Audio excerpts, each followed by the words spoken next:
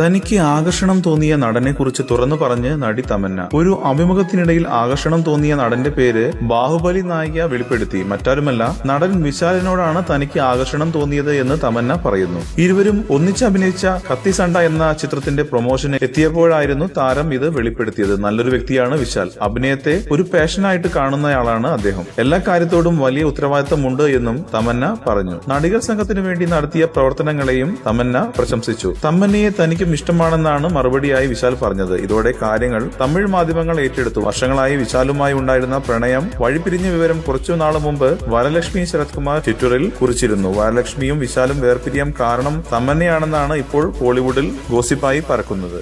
കൂടുതൽ സിനിമാ വാർത്തകൾക്കും വിശേഷങ്ങൾക്കും ഇപ്പോൾ തന്നെ സബ്സ്ക്രൈബ് ചെയ്യൂ മലയാളം ക്രിയേഷൻസ്.